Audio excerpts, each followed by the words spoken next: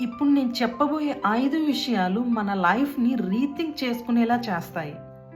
కొంతమంది లైఫ్‌లో చాలా సంతోషంగా ఉంటారు. అంటే దాని అర్థం వారికి ప్రాబ్లమ్స్ లేవు అని కాదు. మనం ప్రాబ్లమ్స్ లేకపోతేనే హ్యాపీగా ఉంటాము అనుకుంటాం.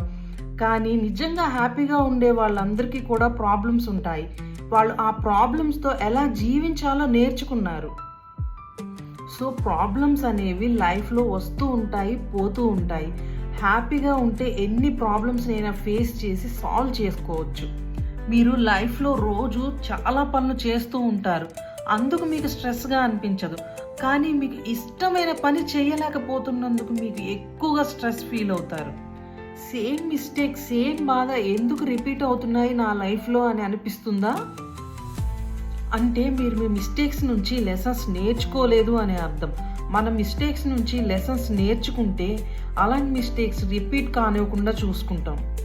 ఫ్రెండ్షిప్, లవ్, రిలేషన్షిప్లో మీరు ఎప్పుడైనా హర్ట్ అయి ఉంటే ఆ ఎక్స్పీరియన్స్ నుంచి మళ్ళీ అటువంటి మిస్టేక్ని ఎప్పుడు రిపీట్ కానివ్వద్దు. మీరు ఒక డెసిషన్ తీసుకున్న తర్వాత సాడ్గా ఫీల్ అయి ఉండవచ్చు. అంటే మీరు తీసుకున్న డెసిషన్ తప్పు అని కాదు, అప్పటికి ఆ సిచ్యువేషన్లో మీకు బాధగా అనిపిస్తుంది. డెసిషన్ తీసుకునే ముందు మనం చాలా అనలైజ్ చేస్తాము. ఇలా చేస్తే ఎలా ఉంటుంది, అలా చేస్తే ఏం జరుగుతుంది అనేది అనలైజ్ చేసిన తర్వాతే మనం అది కరెక్ట్ అనిపిస్తేనే డెసిషన్ తీసుకుంటాం. సో పెయిన్ ఉన్నా కానీ అది టెంపరరీ మాత్రమే, లాంగ్ టర్మ్లో మంచే జరుగుతుంది. మీ లైఫ్లో ఏ ఒక్క రోజు రిగ్రెట్ అవ్వద్దు. ఎందుకంటే గుడ్ డేస్ మనకి సంతోషాన్ని ఇస్తాయి, బ్యాడ్ డేస్ ఎక్స్పీరియన్స్ని ఇస్తాయి, వరస్ట్ డేస్ లెసన్స్ నేర్పిస్తాయి, బెస్ట్ డేస్ లైఫ్ మొత్తం గుర్తుండిపోయే మెమొరీస్ ఇస్తాయి.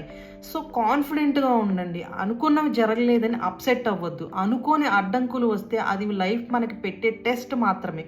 ఫెయిల్యూర్స్ తర్వాత సక్సెస్ తప్పకుండా వస్తుంది.